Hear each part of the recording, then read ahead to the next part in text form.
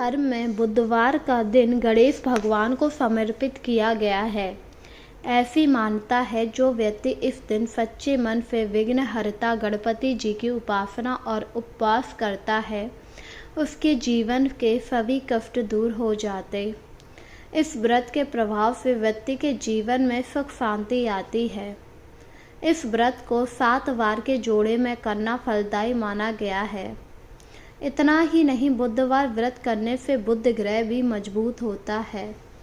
पौराणिक मान्यताओं के अनुसार बुधवार की शुरुआत किसी भी महीने के शुक्ल पक्ष के बुधवार से कर सकते हैं। हालांकि इस व्रत को शुरू करने के लिए सबसे शुभ समय विशाखा नक्षत्र युक्त बुधवार माना जाता है। इस व्रत का पालन 7 या 21 बुधवार तक विधिवत तक करना चाहिए। आखिरी व्रत वाले दिन नियमानुसार उद्यापन करना चाहिए। ध्यान रहे, पितृ पक्ष में इस व्रत की शुरुआत ना करें। तो आइए आपको बुधवार से जुड़ी एक कथा सुनाएं, जिसका पान हमें व्रत रखते समय अवश्य करना चाहिए। एक समय की बात है, समातपुर नगर में मधुसूदन नाम का एक व्यक्ति रहता था। उसका विवाह पास के ही नगर बलरामपुर की रहने वाली संगीता से संपन्न हुआ। वह दिखने में सुंदर और सुशील थी। एक दिन मधुसूदन अपनी पत्नी को लाने ससुराल पहुंचा। वह उसी दिन अपनी पत्नी को विदा करने की जिद पर अड़ गया, लेकिन उस दिन बुधवार था। पत्नी के घर वाले समझाने लगे बुधवार के दिन यात्रा करना अशुभ होता है, पर वह नहीं माना। संगीता के घर वालों को उसे बुधवार के दिन विदा करना पड़ा। इस तरह वह दोनों बैलगाड़ी में बैठकर जाने लगे। कुछ दूरी तय करने के बाद रास्ते में बैलगाड़ी का एक पहिया टूट गया, जिससे वह दोनों गाड़ी से उतरकर पैदल यात्रा करने लगे। इसी बीच संगीता को प्यास लगी, जिस पर उसने मधुसूदन से पानी लाने के लिए कहा। वह पानी लेने के लिए चला गया। जब वह पानी लेकर लौटा तो हैरान रह गया। उसने देखा उसकी पत्नी के साथ उसका कोई हमशक्ल बैठा हुआ। पास जाकर उसने हमशक्ल से पूछा, तुम कौन हो? इस पर उस व्यक्ति ने कहा कि उसका नाम मधुसूदन है और वह संगीता का पति है। यह सुनकर मधुसूदन भड़क गया और बोला, ये झूठ है। असली पति तो मैं हूँ, मेरा नाम मधुसूदन है। मैं संगीता के लिए पानी लेने गया था। इस पर हमशक्ल ने कहा, वह तो पानी लाकर संगीता को पिला भी दिया है। अब इनमें संगीता के असली पति होने को लेकर झगड़ा होने लगा। तभी उस नगर का राजा एक सिपाही पहुंचा। उन्होंने संगीता से पूछा उसके असली पति के बारे में, तो वह खुद भी दुविधा में पड़ गई, क्योंकि दोनों की शक्ल एक जैसी थी, जिस वजह से वह कोई भी जवाब नहीं दे पाई। फिर सिपाही उन लोगों को दरबार में लाए गए।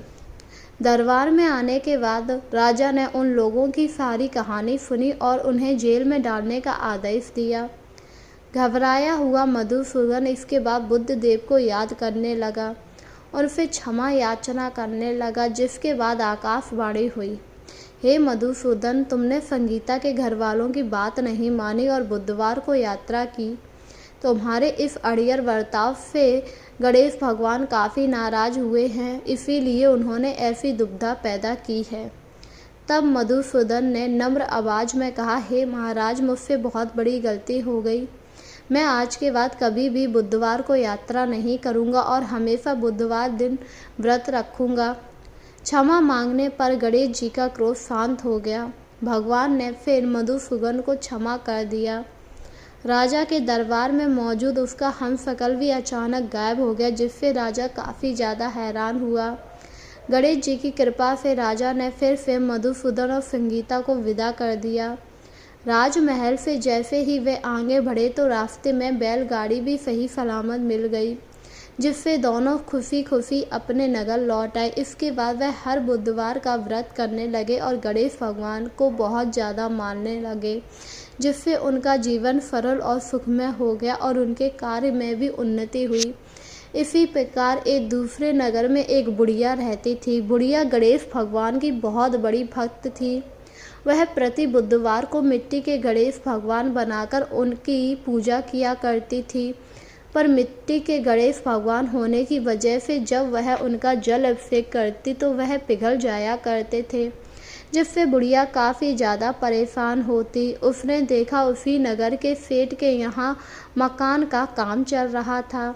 यह देखकर वह उस कारीगर के पास आई और बोली, हे मिस्त्री, मेरे लिए सीमेंट के गणेश जी बना दे, जिससे मैं उनकी पूजा करूँगी और मुझे बार बार उन्हें बनाना नहीं पड़ेगा।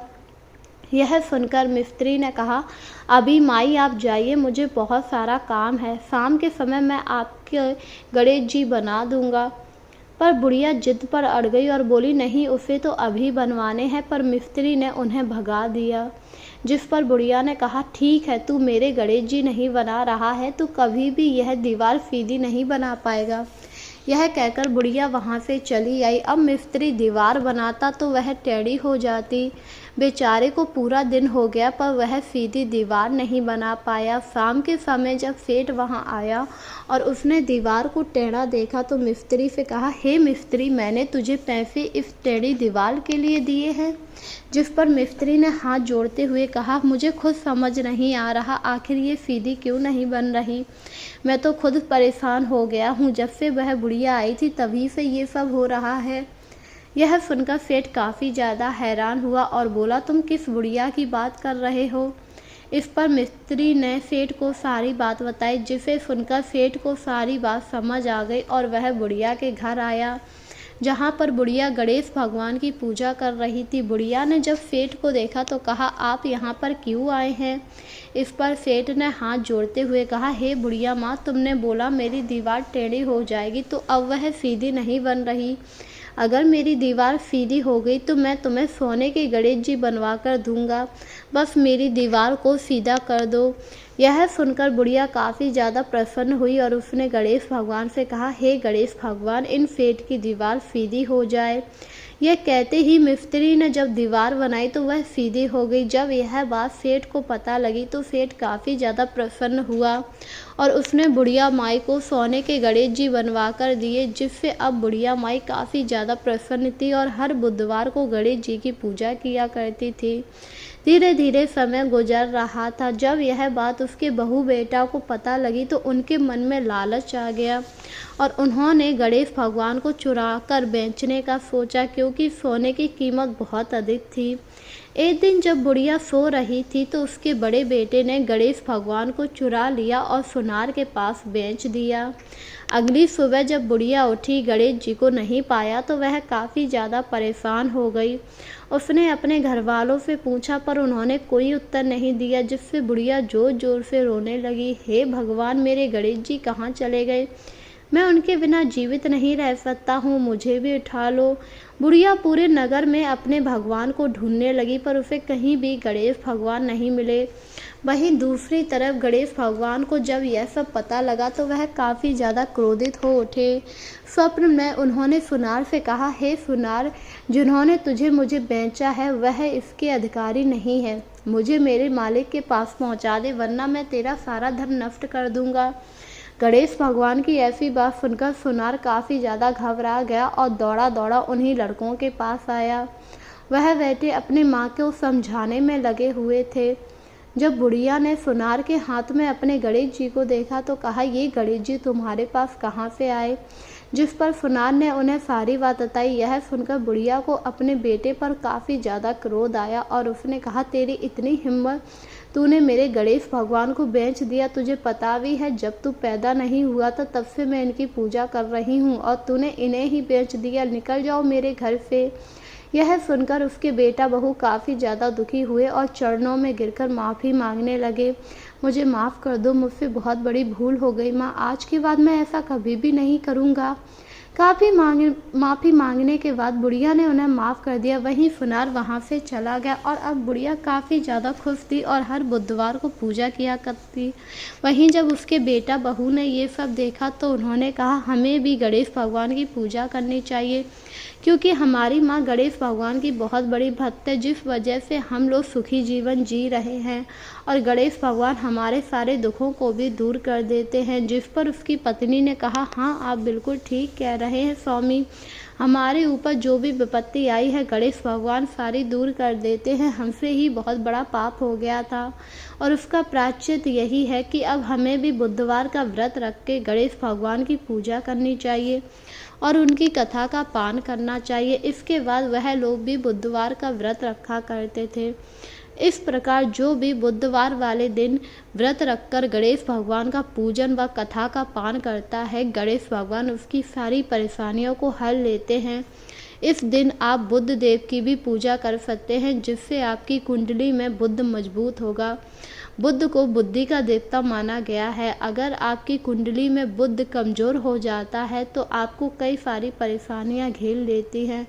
इसीलिए बुधवार को आपको बुध देव की भी पूजा करनी चाहिए। तो बोलो जय श्री गणेशाय नमः।